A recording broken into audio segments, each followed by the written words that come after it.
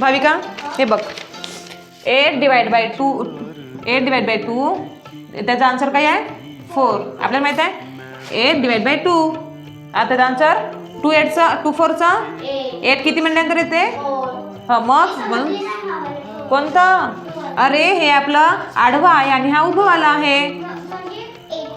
2चा हा 2 आहे ना हा तर 2च्या टेबलमध्ये 8 येते का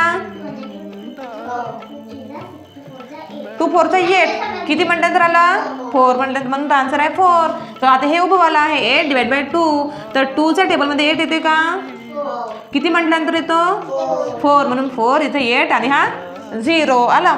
जसं आता आपण बघू 8ला जर पेपरमध्ये 8 आला तर हा आलं तर 8 इज द म्हणजे हा 8 हा इज आणि हा द म्हणजे हा 8 काय आहे असं जर पेपरमध्ये आलं तर 8 इज द पेपरमध्ये असं काय आलं हे मी दिली होती तुम्हाला पेपरमध्ये दिली होती. हां हे बघ इथं होतं 27 divide by 9 is equal to 3 होतं ना. तर तसंच इथे जसं 8 इज द असं जर क्वेश्चन आलं तर तुम्ही काय कराल आहे की नाही. ते 8 म्हणजे 8ला काय म्हणतात तर 8ला काय म्हणतात डिवाइडंट. हां डिवाइडंट समजलं तुम्ही तिथे लिहिले ना असे 4 लाईन मला एक पेज पूर्ण लिहून आणायचं आहे उद्या. डिवाइडंट 8ला काय म्हणतात डिवाइडंट 8ला काय म्हणतात डिवाइडंट. आता हे 2 आहे मग 2ला काय म्हणतो आपण डिवायझर. 2ला काय म्हणतो डिवायझर. आणि आता हा आन्सर आहे आपला आन्सर तर ह्या आन्सरला आपण काय म्हणतो क्वेश्चन. काय म्हणतो क्वेश्चन. आणि जे मग आपलं जे इथं काही असलं 0 किंवा 1 किंवा 2 किंवा 3 याला आपण काय म्हणतो रिमाइंडर. याला काय म्हणतो आपण रिमाइंडर. काय म्हणतो रिमाइंडर. म्हणजे हा काय आहे क्वेश्चन. हे काय आहे डिवाइडंट. हे काय आहे डिवाइडंट. हे डिवायझर.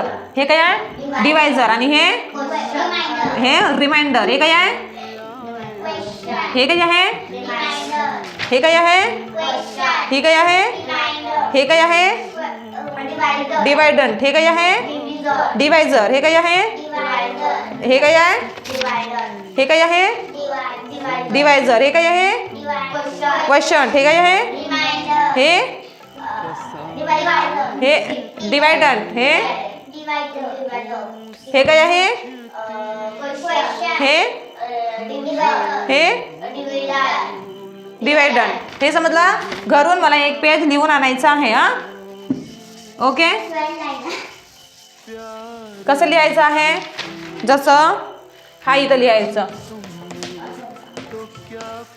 अरवी हे बघ इथला मग याची एक लाईन पडायचं इथे नेक्स्ट डिवायझर ही एक लाईन पडायची आणि हा इथे क्वेश्चन आणि हा नेक्स्ट इथे रिमाइंडर. हे बघ हे असं लिहायचं आहे. एक पेज पूर्ण लिहून आणायचं आहे उद्या. मिटो हां करेक्ट.